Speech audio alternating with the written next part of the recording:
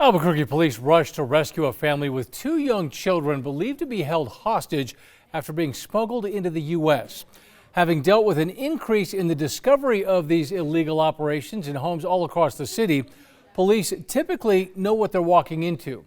But this time, in a KRQE investigation, Ann Perret shares how APD ran into a big and costly surprise. A worried grandma calls Bernalillo County's 911. Albuquerque Police Department. She's in Arizona and doesn't speak English. This is interpreter speaking. My daughter and my two grandkids are there. Someone has them.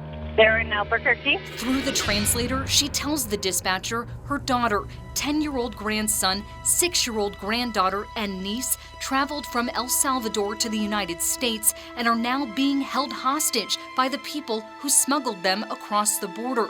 She says the smugglers want $28,000. They're saying that they're going to kill them and they're not feeding the kids. The grandmother provides 911 with the location pin her niece sent from her cell phone. It's in latitude and longitude, but the dispatcher says the numbers don't make sense. That's not going to be a valid lat and long that she's giving us. So I don't have any idea what's going on. Eventually, the grandma provides an address on Glendale Road near Central and Atrisco. And the dispatcher sends Albuquerque police officers to the suspected stash house. Unable to get to the front door, the officers need to get a warrant. The Vice Unit takes over. APD's team of undercover detectives who, at the time, in December of 2022, focused on human trafficking.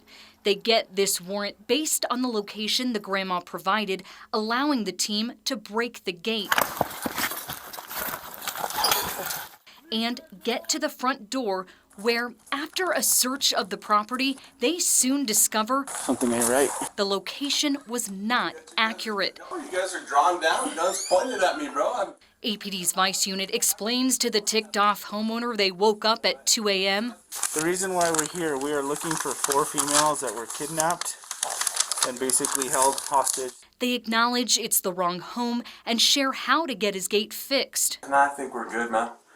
We're good, brother. Okay. You guys have been through out enough flack. But this homeowner still filed a federal lawsuit 3 months later requesting payment to fix the gate and for the grief caused. He claimed APD's mistake impacted his mental health and argued detectives had no probable cause to hold him at gunpoint, search his property, or question him because they didn't do enough to make sure they had the right address. And he said they should have never served a search warrant in the middle of the night. Based on the scenario, when you start making threats that you're going to kill people, we know there's a good likelihood that it's in this residence. We had to act. Commander Ryan Nelson, who oversaw the Vice Unit at the time, says nighttime search warrants are rare, but requested when someone could be in danger. Are we going to allow these people to end up dead because we don't act? And ultimately, that was the decision maker for me. And while the team typically does its own so-called emergency GPS location search too, he tells me they couldn't in this situation because the victims had an out-of-the-country phone number. So we had to use what was provided to us. And we typically trust that, based off of our experience, that those are accurate.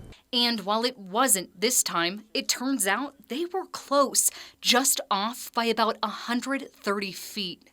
The house that was just to the east, we stopped in front of and said, this has to be the house. All the windows were covered, it was gated. It was very strange.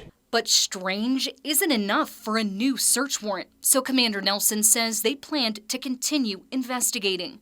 Then, just hours later, a message from one of the 4. They were safe. She found her way out of the residence because we were there the night before, and the people that were watching the house left. They fled to avoid us, and that left them the ability to leave. They led a detective to the house. It was the one Commander Nelson says they suspected. Smelling a gas leak, officers broke down the door. Atención! Es la policía Albuquerque. Inside, lapel camera footage shows detectives finding more than 60 migrants. They were locked in rooms throughout the upstairs of the house and hiding behind an air mattress.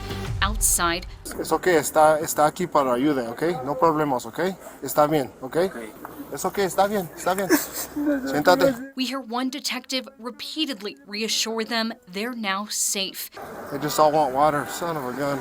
You want me to go pick up some cases? Yeah, if you don't mind. I will. I'll be back, okay? Cool. Will you grab some like some pizzas and I'll pay you back? I'll Venmo you.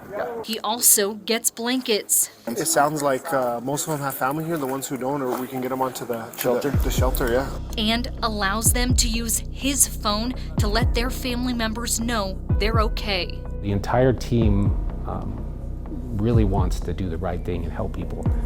And we've fed lots of people. We do this every time. No one was arrested for running this stash house, but federal court records show police would respond to this same home 1 year later for a similar call and witness a woman leaving the home. 2 months later, in January of this year, that woman was caught at a Border Patrol checkpoint and charged with conspiracy to smuggle 8 migrants, including kids, across the border. Ann Perrette, KRQE investigates. The city of Albuquerque settled with the man whose home detectives incorrectly responded to, paying him $120,000 earlier this year.